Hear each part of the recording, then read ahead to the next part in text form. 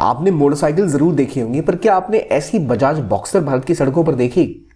कभी आपको दिखा होगा कि बजाज की ऐसी एक बॉक्सर बाइक रोड पे जा रही है इस नाम की? बहुत पहले एक बजाज बॉक्सर आती थी, लेकिन वो बाद में डिसकंटिन्यू कर दी गई थी। तो इतनी मॉडर्न बॉक्सर क्यों बनाई बजाज ने? और टीवीएस HLX ये बाइक भी इंडिया में नहीं दिखती है। तो ऐसी मोटरसाइकिल्स क्यों बना रहे हैं कंपनीज जो इंडिया में सड़कों पर नहीं दिखती? क्योंकि असल में ये बाइक्स बनाई जाती हैं अफ्रीका के लिए। आज हम बात करेंगे एक ऐसी कहानी की जहां चाइना की लगभग 150-200 कंपनीज को उनकी दुकान बंद करने में मजबूर कर दिया इंडिया की बाइक कंपनीज ने। हम अक्सर सोचते हैं कि मैन्युफैक्चरिंग के मामले में चाइना तो इंडिया से बहुत आगे है, लेकिन ये एक ऐसी कहानी है जहां इंडियन मैन्युफैक्चरिंग ने बिल्कुल चाइना को ही पछाड़ दिया और चाइनीज कंपनीज को पूरे के पूरे अफ्रीकन कॉन्टिनेंट से खदेड़ के बाहर कर दिया। और इतना ही नहीं, भारत की बाइक कंपनियां अब अफ्रीका से लैटिन अमेरिका यानी साउथ अमेरिका की तरफ भी बढ़ रही हैं, जहां वो अर्जेंटीना, ब्राजील जैसे मार्केट्स पर अपना कब्जा कर रही हैं। चलिए जानते हैं इस कहानी को।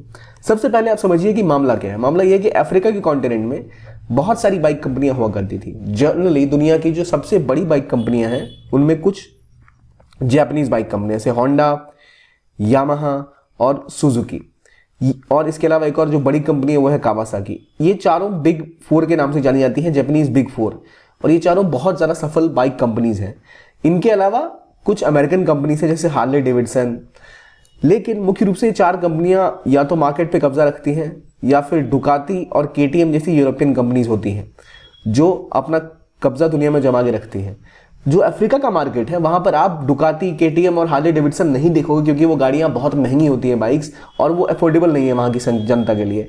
तो उनके बदले में चाइना की लगभग ढेर सारी छोटी मोटी bike company, almost 160 bike companies हैं चाइना की, जो अफ्रीका में एक पॉइंट ऑफ टाइम पर अपनी बाइक्स को एक्सपोर्ट कर रहे थे और अफ्रीका के देशों में काफी डिमांड थी इनकी। लेकिन उसके बाद कुछ ऐसा हुआ जब इंडियन बाइक कंपनियों ने वहां जाना स्टार्ट किया और अपने पैर बढ़ाने स्टार्ट किए। उन्हें लगा कि अफ्रीका के लोगों को जो बाइक्स चाहिए वो तो हम उनसे बेहतर बना सकते हैं। और फिर शुरू हुआ अफ्रीका का 2 व्हीलर बूम, जिसको पुश किया था किसने? तो इंडियन कंपनीज ने। और कैसे ये 2 व्हीलर बूम आया जानते हैं इस वीडियो में। लेकिन इससे पहले आपके लिए इन्फॉर्मेशन की, अगर आप UPSC की तैयारी कर रहे हैं और आपका 2025 का टारगेट है, तो बहुत इंपॉर्टेंट है कि आपको इतनी लंबी पीरियड की पढ़ाई के लिए एक सपोर्ट सिस्टम मिले, एक स्ट्रक्चर मिले जो आपको मोटिवेट कर सके, जो आपको अकाउंटेबल बना सके। आपको पता हो कि अच्छा इतनी क्लासेस मिस हो गई हैं, अब इतनी क्लासेस करनी है, ये चीज़ें चल रही हैं, ये डाउट्स पूछने हैं, लाइव क्लासेस कैसे की जाती हैं, इन सब की जानकारी आपको मिले। और इसी को ध्यान में रखते हुए, और जो सबसे बड़ी प्रॉब्लम होती है स्टूडेंट्स की, खासतौर पर प्राइस, लाखों की क्लासेस होती है, उसको ध्यान में रखते हुए PW ओनली IAS आपके लिए लाए हैं अपना फाउंडेशन बैच, जहां आपको क्लासेस अवेल कराए जाएंगे केवल 10,999 रुपए में। तो अफोर्डेबिलिटी का जो चक्कर है वो तो सॉल्व हो गया। 2025 की आपकी कंटिन्यूटी बनी रहे, पढ़ाई में हाई क्वालिटी क्लासेस मिले बिना आपकी अफोर्डेबिलिटी को टच किए हुए, तो वो चीज़ें हैं आपके लिए। अब ये बैच जो है हमारा टाइटन और संकल्प, जो दोनों ही फाउंडेशन बैच है 2025 के लिए, और अभी आपको मिल रहे हैं केवल 10,999 में। टाइटन इंग्लिश का है, संकल्प इंग्लिश या हिंदी का है। इसकी ज़्यादा जानकारी आपको हमारे कमेंट सेक्शन में पिन होगा लिंक, वहां से मिल जाएगी, या फिर डिस्क्रिप्शन बॉक्स में आपको इसका लिंक मिल जाएगा, जहां से आप जाके इसके बारे में और डिटेल में जानकारी ले सकते हैं। और मेरी सलाह होगी कि अगर आप तैयारी कर रहे हैं, 2025 टारगेट है, सेल्फ स्टडी बहुत अच्छी चीज़ है, करनी भी चाहिए, लेकिन अगर आपके पास हल्का सा भी आप डिरेल हुए तो बहुत दिक्कत हो जाएगी। तो इसलिए आपके लिए इंपॉर्टेंट है एक कोई आपको ऐसा सपोर्ट स्ट्रक्चर मिले, जो बहुत अच्छी अपॉर्चुनिटी अभी आपको PW ओनली IAS की तरफ से दी जा रही है, high quality classes at such a low price. आइए अब दोबारा आते हैं हमारी बाइक की कहानी की कि अफ्रीका के मार्केट में एक मोटरसाइकिलिस्ट कॉन्टिनेंट भी इसे कहते हैं। यहाँ पर मोटरसाइकिल काफी ज्यादा चलती है, जापानीज बाइक्स यहाँ पर पहले आनी स्टार्ट हुई, वही होंडा, सुजुकी, यामाहा, इन्होंने मार्केट कैप्चर किया। पर वो बाइक थोड़ी ज्यादा एक्सपेंसिव हुआ करती थी और उनकी फ्यूल इकोनॉमी कम होती है। देखिए यामाहा और कावासाकी जैसी बाइक्स जो हैं वो अगर आप इंडिया में भी देखें तो वो फोकस करती है स्पोर्ट्स बाइक पर, एडवेंचर और टूरर पर, कि आप उस पर चढ़ें और किलोमीटर पे किलोमीटर जाते जाएं। लेकिन एक होता है कम्यूटर सेगमेंट। देखो एक चीज समझो, पहले अमेरिकन कंपनीज जो वेस्ट की होती हैं, US वगैरह, UK वगैरह, इनकी मोटरसाइकिल कंपनीज जो होती है उनमें माइलेज नहीं होती, क्योंकि वहां पर बाइक का इस्तेमाल कम्यूटिंग के लिए नहीं किया जाता। कम्यूटिंग मतलब होता है पॉइंट ए से पॉइंट B तक अगर आपको जाना है, यानी रोज मुझे घर से ऑफिस जाना है, ऑफिस से घर जाना है, तो उसे कहते हैं कम्यूटिंग। कम्यूटिंग के लिए वहां कार का इस्तेमाल किया जाता है, 4 व्हीलर का, वहां बाइक का इस्तेमाल नहीं किया जाता। बाइक यूज करते हैं एंथुजियास्ट, यानी जिनको टूरिंग करनी है, जिनको बाइक का ही मजा लेना है, उसको चलाना है, बाइक चलाने की जो फील होती है वो लेनी है। इंडिया में वो स्ट्रक्चर नहीं है। इंडिया में ऐसे लोग जो इस तरह की बाइकिंग प्रेफर करते हैं वो अक्सर रॉयल एनफील्ड खरीदना पसंद करते हैं, या फिर कोई बड़ी बाइक्स लेंगे। जो कम्यूटर होते हैं वो अक्सर बजाज, TVS ऐसी बाइक्स खरीदते हैं जिनकी माइलेज ज्यादा हो, जिनके मेंटेनेंस पे जरा खर्चा ना आए, और जो जरा ज़्यादा पैसे ना मांगे, अपना काम आप अपने घर से ऑफिस जाओ, ऑफिस से घर आओ, माइलेज अच्छी मिले, कभी कभी बच्चों को कोई छोड़ना पड़े तो वो भी चढ़ जाए तो कोई दिक्कत ना हो। ये रिक्वायरमेंट होती है इंडियन बाइक मार्केट्स की।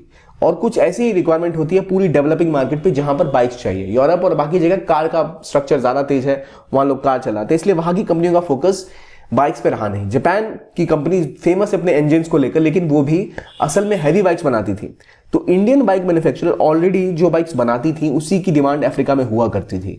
और इसी को देखते हुए जब इंडियन बाइकर्स वहां घुसे तो उन्होंने अफ्रीका के मार्केट को देखते हुए अफ्रीकन सिस्टम्स की बाइक्स बनानी स्टार्ट की। जैसे सुजुकी की बाइक आप यहां पे देख रहे हो, असल में ऐसी बाइक सुजुकी ने वहां बनाई, लेकिन ये ज़्यादा सफल नहीं हुई। इंडिया में भी अगर आप देखो तो सुजुकी की 100 सीसी में या 200 सीसी में कोई बाइक नहीं है। स्प्लेंडर, प्लेटिना, ग्लैमर और अब टीवीएस स्टार स्पोर्ट या सिटी, इस तरह की बाइक देखोगे जहां इंडियन कंपनीज का ही दबदबा है। ऊंची बाइक्स में अगर आप जाओगे तो वहां शायद आपको दिखाई दे कावासाकी या फिर होंडा की बाइक्स, लेकिन अदरवाइज लोअर सेगमेंट में इनका ही कब्जा रहा है। तो इंडियन बाइक मैन्युफैक्चरर को लगा कि हमारी बाइक्स यहाँ ज़्यादा चल सकती है और उन्होंने अपनी बाइक्स को वहाँ पुश करना स्टार्ट किया। और खास तौर पे जो बाइक्स इंडिया में अब नहीं बिकती, जैसे बॉक्सर बाइक की खास बात ये हुआ करती थी कि ये बहुत ज़्यादा जो ये तो है खैर टीवीएस HLX है, बिल्कुल बॉक्सर की तरह ये भी दिखती है। इसमें देखो पीछे जो है ये सपोर्ट गार्ड है, इसकी रेलिंग पर आप चाहो तो कुछ बांध भी सकते हो और सीट्स काफ़ी लंबी हैं, स्टर्डी हैं, तो कई लोग इसके ऊपर आ भी सकते हैं। और अफ्रीका में बाइक का इस्तेमाल टैक्सी की तरह भी किया जाता है और वहाँ पर इसका इस्तेमाल सिर्फ टैक्सी के लिए ही नहीं, जैसे आज तो इंडिया में भी रैपिडो और ओला, उबर बाइक टैक्सीज चलती हैं, लेकिन अफ्रीका में बहुत पहले से इसका इस्तेमाल कमर्शियल यूजेज के लिए किया जाता था। सामान आना ले जाना और लोगों को ढोना, और सामान भी जो है ना, कभी कभी एम्बुलेंस भी बाइक्स पे बनती हैं, और क्योंकि बाइक पे ही वो सामान रखकर ट्रांसपोर्ट करा देते हैं क्योंकि रोड बहुत खराब है और बाइक्स की माइलेज अच्छी होती है। और इसे देखकर इंडियन बाइक मैन्युफैक्चरर्स को लगा कि हम तो ऐसी ही बाइकें बनाते हैं जो बूढ़ी सड़कों पे चल पाए, जिनमें सामान जब ढोना हो तो जो जा पाए, और जैसे बजाज और हीरो की बाइक्स की माइलेज की बात आती है तो बेस्ट माइलेज दे पाए। तो इन्होंने अपनी मोटरसाइकिल्स को रीडू करना स्टार्ट किया, उन्हें में चेंजेस करके थोड़े उनको नए स्ट्रक्चरल तरीके से जाके अफ्रीका में बेचना स्टार्ट किया। और एक बार वो मार्केट उन्होंने कैप्चर कर लिया तो फिर उनकी पूरी डिमांड अफ्रीका में बढ़ गई और अफ्रीका में भी हाई क्वालिटी बेटर मोटरसाइकिल बनने लग गई। वरना सुजुकी और जो चाइनीज कंपनीज हुआ करती थी ये सारी बहुत ही लो ग्रेड बाइक्स वहां पे बेचा करती थी।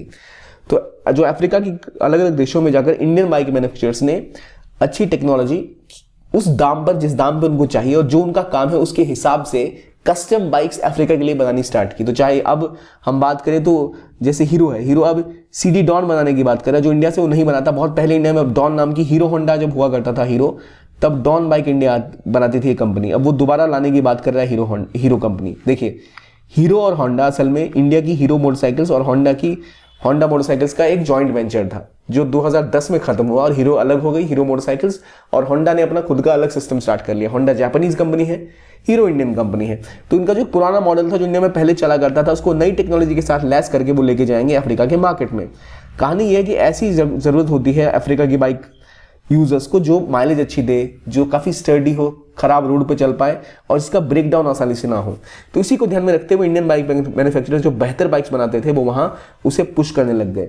और इतना ही नहीं, से LFG की बात करें तो ये एक असल में इनका प्रयास है कि इंडियन कंपनीज जो है वो उनके जो स्पेशल इकोनॉमिक जोन है वहाँ भी इन्वेस्ट करें। अब जैसे लागोस फ्री जोन है तो असल में कहाँ है, नाइजीरिया में है। तो इस तरह की जो अफ्रीकन कंट्रीज हैं वो जहाँ जहाँ इन्वेस्टमेंट चाह रही हैं वहाँ इंडियन कंपनीज को भी बुलाना चाह रहे हैं।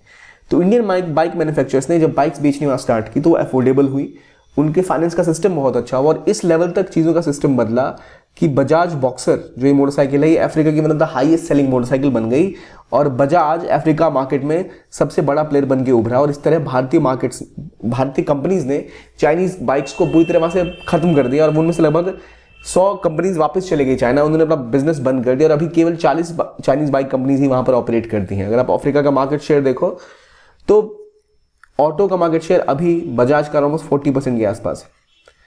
और ये जो चेंजेस हैं, 2.7 मिलियन मोटरसाइकिल्स बजाज बेचता है अफ्रीका में केवल।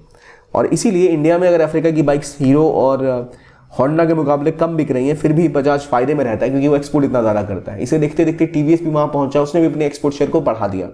लेकिन अब हो ही रहा है कि धीरे धीरे अफ्रीका का मार्केट थोड़ा सा स्लो डाउन हो रहा है और जैसे इंडियन कंपनीज ने चाइनीज मैन्युफैक्चरर्स को वहाँ से भगाया, अभी एक नई मार्केट की तैयारी में है और ये जाना चाह रहे हैं लैटिन अमेरिका में, ब्राज़ील, खासतौर पे ब्राज़ील हो गया, मैक्सिको, निकारागुआ और साउथ अमेरिकन कंट्रीज़ में अपना अपनी रीच बढ़ाना चाहते हैं। यहाँ भी कम्यूटर मोटरसाइकिल्स की डिमांड है और रॉयल एनफील्ड कई जगह काफ़ी पॉपुलर है, तो इन्हें ऐसा लग रहा है कि अगर कॉस्ट इफेक्टिव कम दामों में अच्छी क्वालिटी के मोटरसाइकिल पहुंच पाए तो इंडिया को वहाँ पुश करना चाहिए इंडियन कंपनीज को। इससे पहले ऑलरेडी नेपाल, बांग्लादेश जैसे मार्केट्स में इंडियन कंपनीज के मैन्युफैक्चरिंग फैसिलिटीज़ हैं। फॉर एग्जांपल मैं अगर बात करूँ हीरो की, तो उसने बांग्लादेश से लेके ब्राज़ील तक में अपने मैन्युफैक्चरिंग फैसिलिटीज़ खोली हुई हैं। तो इंडियन बाइक कंपनीज अब और बड़ी हो रही हैं और दुनिया के अलग अलग देशों पर कब्जा कर रही हैं। क्या आपको लग रहा है कि भारत की कंपनीज एक दिन ऐसा भी आएगा जहाँ यूरोप पे भी, मार्केट पे भी कब्जा कर लेंगी?